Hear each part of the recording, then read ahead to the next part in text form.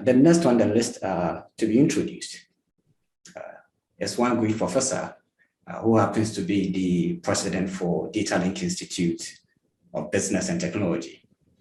I've known this man for a few months now, but I can say for a fact his drive also for entrepreneurship and for change. He came in as the president not long ago, but his willingness to promote entrepreneurship, not only in school, but in the country, and to have a full support for this entrepreneurship which we have been running is very tremendous.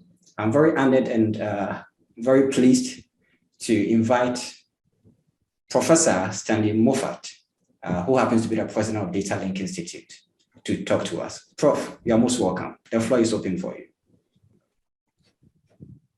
Thank you. Thank you very much, Kingsley.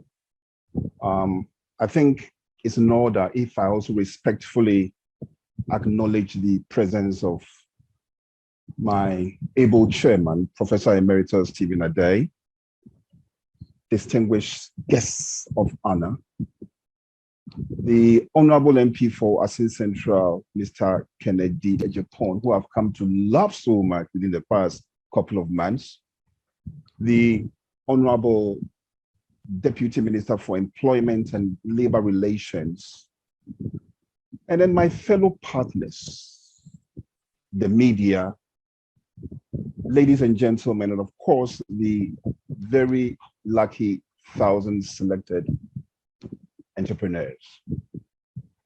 I must say that I'm very, very honored and excited to be part of this virtual orientation on e-jobs for all. I have always believed that the idea of inculcating an entrepreneurial mindset in our youth and creating jobs is the foundation to any thriving economy and society. As a patron of students in free enterprise society, I'm proud to say that in Ghana, achieving sustainable growth of small and medium-sized enterprises has been a key part of our economic agenda. Over the years, I've seen how essential entrepreneurship is in creating employment, value, and innovation while delivering the goods and services that are needed around the world, both in developing and in developed countries. The so-called traditional entrepreneurship has been the backbone of our local economies for centuries. But as technology advances, we are now witnessing the rapid emergence of innovative entrepreneurship, which we normally call the startups. Now, I believe that the combination of the tech-led and innovative business models would enable the entrepreneurs to create new products and services that reach more people at a cheaper cost. Indeed, whole sectors have been transformed already through this combination. Financial services to food and agriculture, ICT, internet connectivity, energy, water, healthcare, and so on, which make these services more efficient and more accessible to the population. To the 1,000 entrepreneurs, let me just tell you that for any entrepreneur, whether it's startup or in traditional, there are 5 key factors that can help your business fully thrive and make our world more inclusive. One is the access to finance.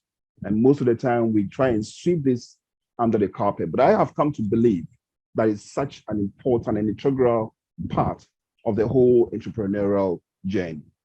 2 is technology, the need for fast digitization of all our business innovations.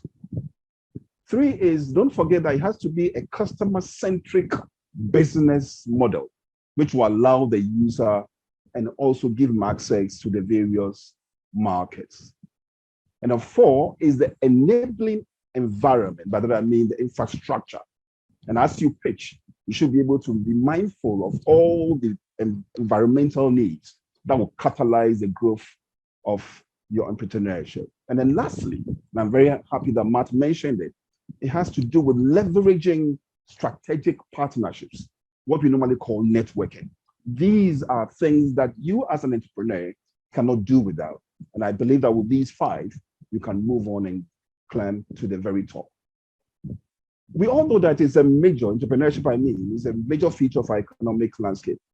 But entrepreneurship alone is not just an engine of economic growth. I believe it's also a factor that makes communities more vibrant and secure. And I'm always reminded of what President Obama once highlighted about the power behind entrepreneurship. And he said it's the ability to turn an idea into reality and tackle our most pressing global problems, from climate change to poverty. And for the new entrepreneurs, I think that we all have to associate ourselves with this. This is our core mandate, our vision. That should drive us to be able to turn up whatever idea that we have into reality, and that will change the landscape of our social life. These are about some of the reasons that we are so excited about entrepreneurship. Now, the e-jobs for all.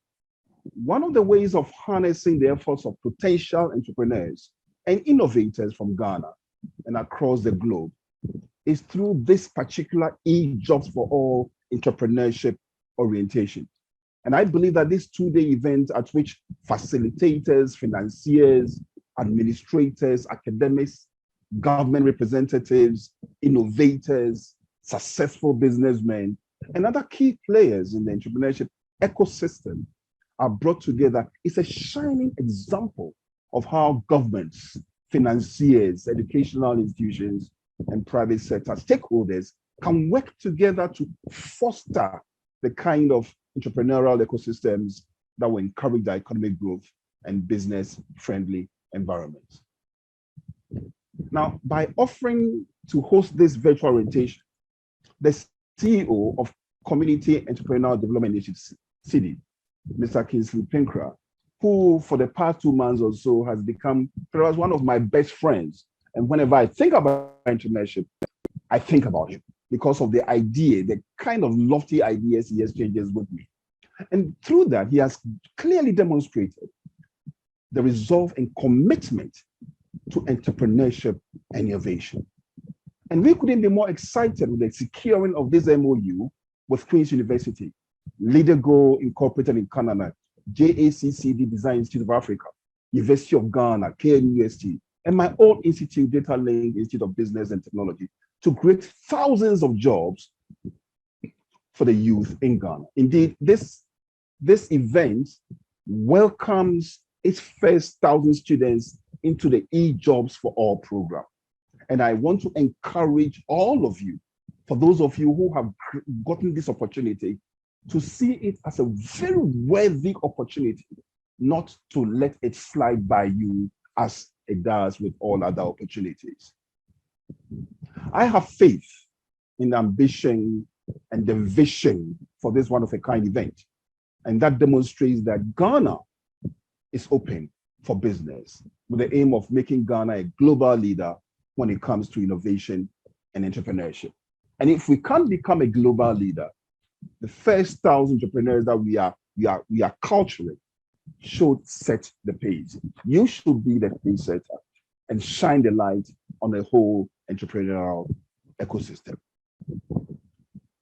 Let me just tell you a little bit about Incubator Hub. Now, to promote this growing entrepreneurial initiative, we will launch an entrepreneurship knowledge hub and business incubator at my university, DLIBT, and that will be coordinated by Mr. Pinkra himself. Now, this facility, which we hope to inaugurate in March this year and house on our campus, will work with entrepreneurs to help them learn how to turn their ideas into enterprises. The incubator would also work with companies to help connect them with the investors who can move their concepts off the drawing board and onto the store shelf, and will work with other players in the Ghanaian entrepreneurial space to help foster a very vibrant, cohesive, and collaborative ecosystem. You'll be hearing more of this incubator in the months to come, but for now, let me just say that we are extremely gratified to be able to play a role in the growth of this development and to be able to witness and learn from the innovative developments being brought to the fore by Ghanaian entrepreneurs. Ladies and gentlemen, before I conclude, I would like to say how wonderful it is to have so many entrepreneurs, innovators from around the world gathered here on this virtual platform.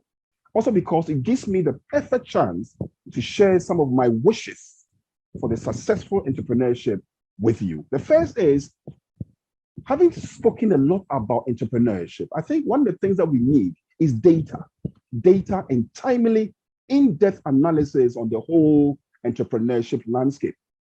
The dynamism is very large and ever increasing.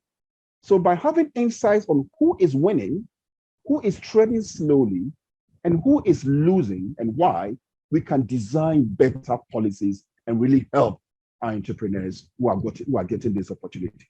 Secondly, given that digitization, management system overhauls or changes, and investment in human resources are key to increase productivity, the question then becomes, how can we help startups or companies to invest in those processes? Today, one cannot secure or guarantee a loan that helps you reschool your people, making funding difficult to obtain. And so I'm so excited about the work being done by Queen's University, particularly Lidigo, and for you being the pace setter and funding these first 1,000 entrepreneurs. That will go a long way. So I believe that with the successful campaign, there will be trainers of other entrepreneurs, and I will see the chain move forward. And lastly, we have so many challenges, from sustainability to energy to technology, food security, women empowerment, maintaining health issues, and so on. How can we create the partnership? And I was so glad when Matt mentioned that the networks, the partnerships within the private sector, across industries, and with the NGOs to design products that can improve lives of so many that we needed. In fact, that has been one of my motivation for setting up this innovation hub, which I'm very glad to say that Mr. Pinkra will be the coordinator of that. We are seeing many examples that are building on technology, but we need more, and we need a scale up if we want to have a significant impact. So finally, I say I look forward to learning more about all your intelligence and innovative inputs and endeavors. And I hope that we can learn from each other so that we can build these first 1,000 entrepreneurs up, so that they will be the pace setters of the entire entrepreneurial landscape in Ghana. So I thank you for inviting me. Thank you for being here. And I look forward to learning more from you. Thank you very much.